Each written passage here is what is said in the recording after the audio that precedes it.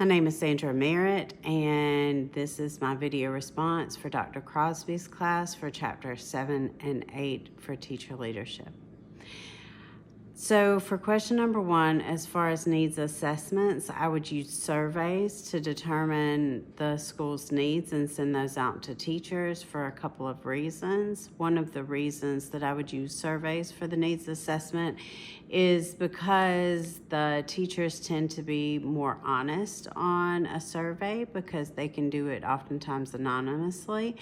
And also, the data analysis on a survey is oftentimes done pretty quickly because the digital surveys go ahead and get the basic data, and then your team can focus on doing something about the problems based on the survey. Additionally, one drawback to the survey is that participation sometimes is not there or it's not great. But one way you can combat that through surveys is to offer an incentive or a drawing or something when the school gets like at 100% participation. So that's why I would use surveys for needs assessment.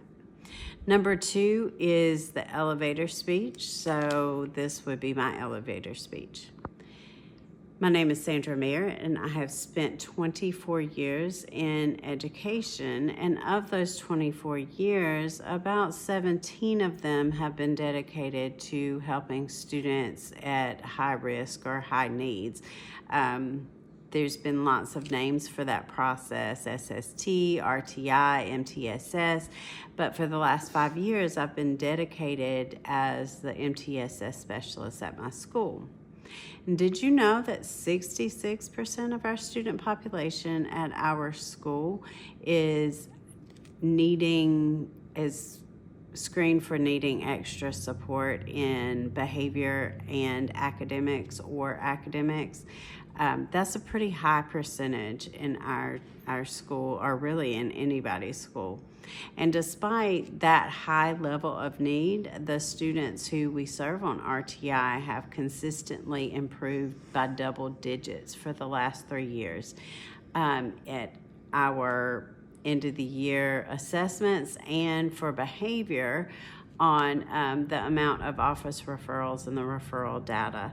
So despite this increase or this consistent betterment of this process, I have to buy their rewards for reaching goals for both academics and behavior.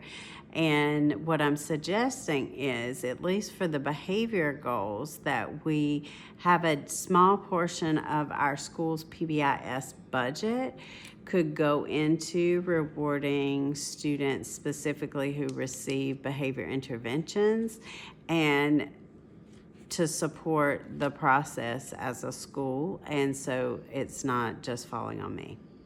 And that would be my elevator speech. Number 3 is building leaders. So how would we build leaders in our building? One of the things that we would do, that I would implement to build more leaders, is if we would give more opportunities for the teachers in our building who do things well to provide the professional learning. So instead of bringing people from the district or people from the outside in, I think the other teachers would respond more positively to building level teacher leaders and for them to provide those PL supports.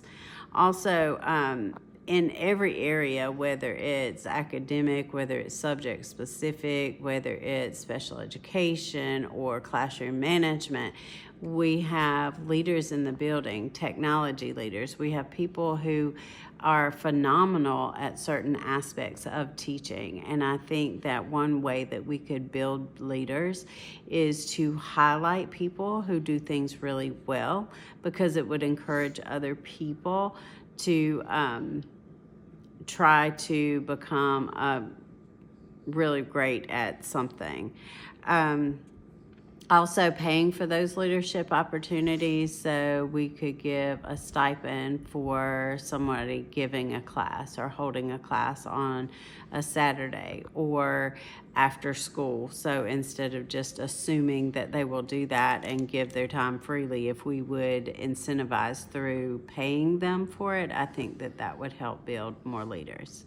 And then finally, for a PL day, one topic that I would suggest for our school to do is to do a PL on how teachers could use AI to save time in their planning of instruction or for data analysis. So some examples of ways that teachers could easily use AI to save time would be to AI could break down standards for them so they could focus on the teaching and the activities. AI is also great at adding differentiation. So once a teacher uploads an activity and gives AI the information, AI is really great at putting different levels of the same assignment, and that would save time for teachers. Also, breaking students into groups. So oftentimes if you upload your student data and ask AI to break those the students down in groups, AI will do that for you, and then the teacher's time is spent on teaching and planning for activities based on standards.